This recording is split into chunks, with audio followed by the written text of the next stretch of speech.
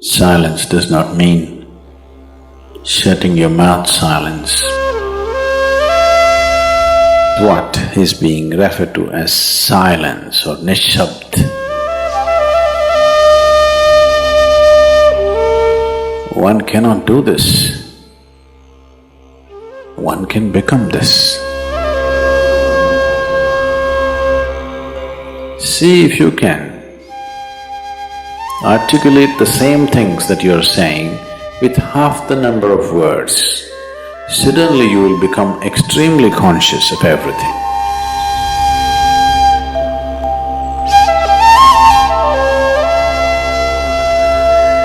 The wind makes its own sound, so does the water.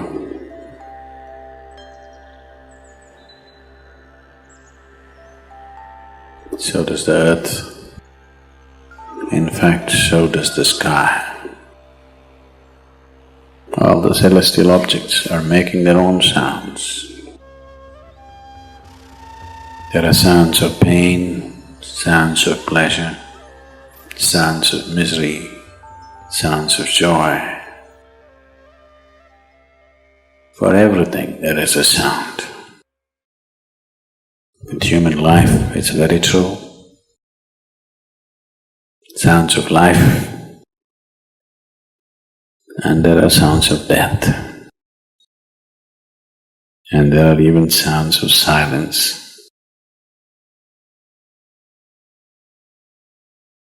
So this complex amalgamation of sounds, different kinds of sounds, creates different intent, different levels of compulsiveness, different levels of bondage, and different possibilities of entanglement.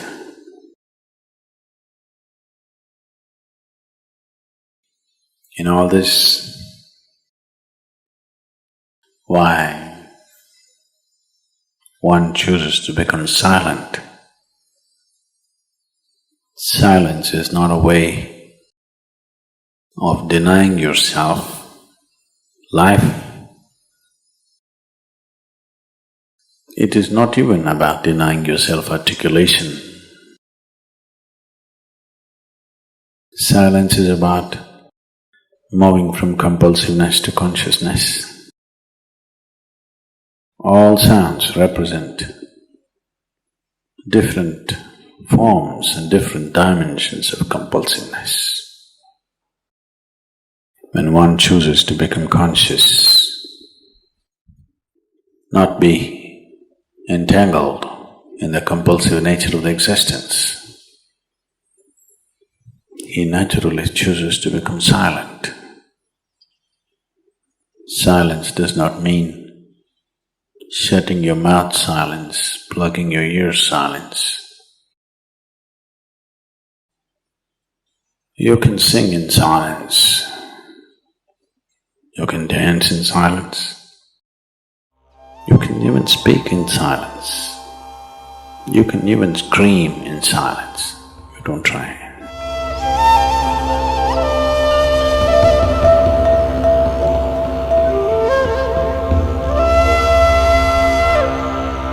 That does not mean when everybody is silent you scream. That is not screaming in silence.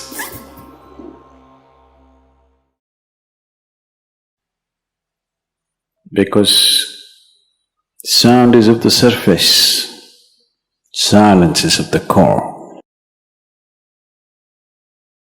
It is only the surface which makes the sound. See, now the water is hitting the surface and making the sound.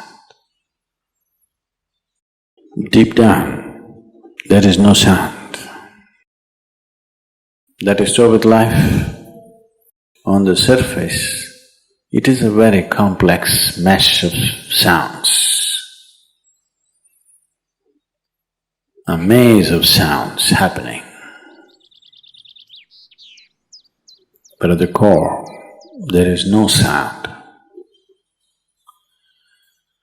There is no word for no sound in English language. We call it nishabd. That means absence of sound, a total absence of sound.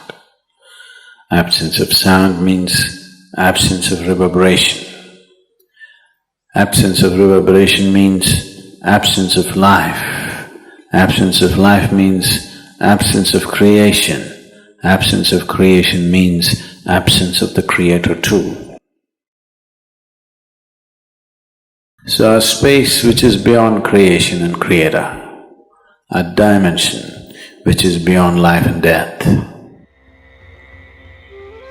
that is what is being referred to as silence or nishabd.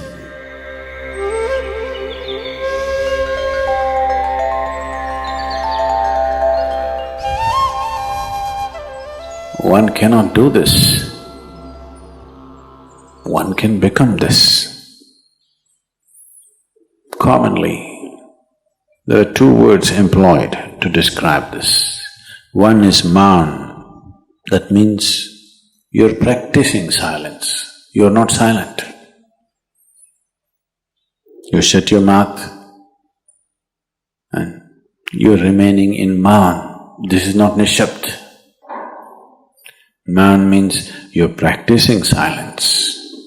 If you're practicing something, obviously you're not that. Are you life or are you practicing life? I'm asking you. Are you life or are you practicing life? Practicing life? No, your life. Maybe not very well practiced, but your life. Similarly, there is a difference between practicing silence and becoming silence. Practicing silence starts as a certain restriction, but slowly, as one practices silence, one can possibly become silent. One can become silent in intense activity, but nobody can keep up intense activity forever. Moments of intense activity are only moments, nobody can sustain it. You'll expend yourself. Only if you can achieve it in inactivity, it is sustainable. If something is possible only in intense activity, it is never sustainable.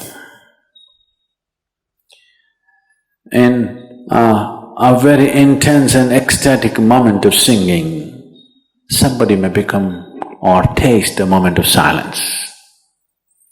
But how long can you keep it up? Your throat will tear. And your neighbors may kill you. Possible. So this possibility of coming to silence or becoming silent also means to become still, to become utterly still. Stillness can be achieved in so many ways. If you watch a snake, he's still. If you watch a tiger which is on a hunt, absolutely still, charged but still. These are all different dimensions of stillness practiced for survival. If a snake moves too often, he'll get killed. If a tiger does not know how to be still, he'll never get his food. These are all acts of survival. A human being, for survival, he has to be active. Only when his vision falls upon something which is beyond survival, then he will think of stillness. Then he will understand as he observes himself, as he notices the complexity of one's compulsions.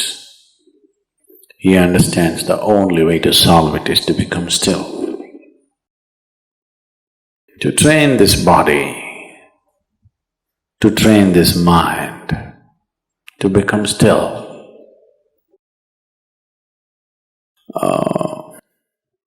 Takes some effort.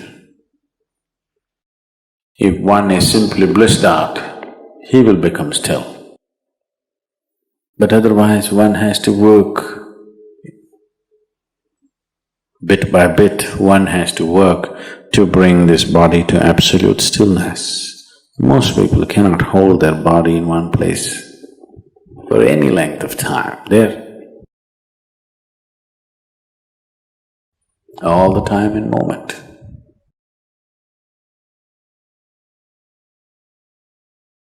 As it is said, a man is ill only because he does not know how to be still. Because in stillness, you are in touch with a dimension way beyond creation. Once one is in touch with that, there is no such thing as illness.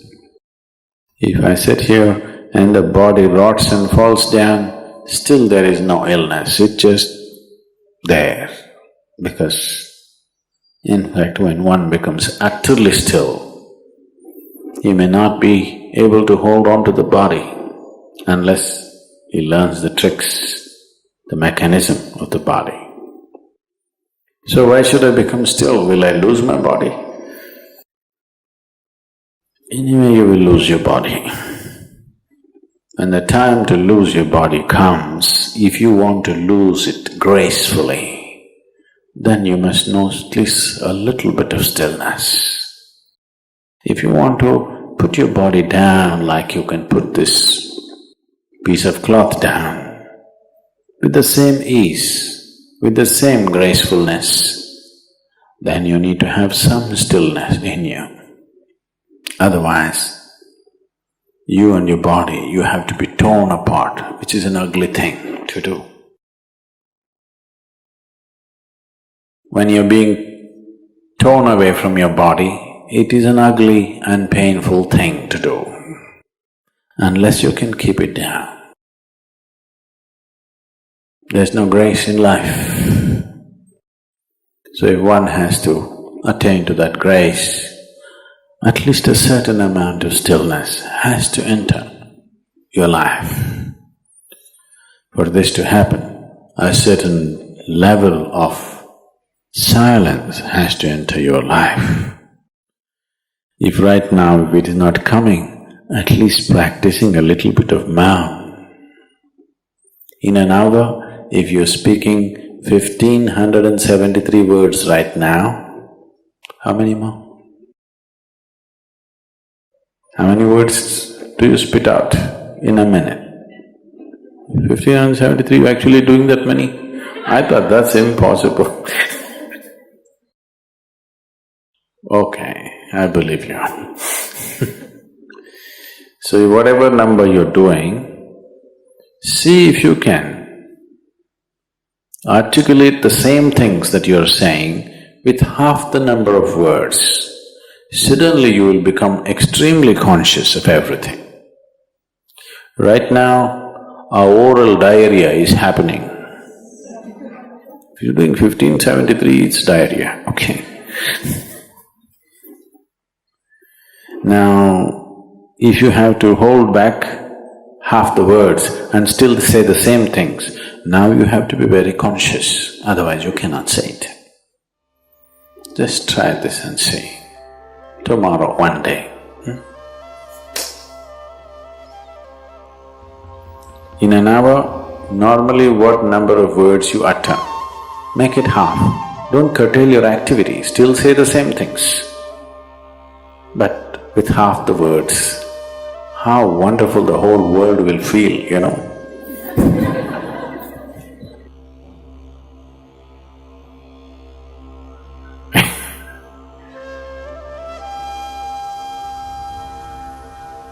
World will be a wonderful place, I'm telling you, tomorrow, if everybody does this. Many marriages will be saved.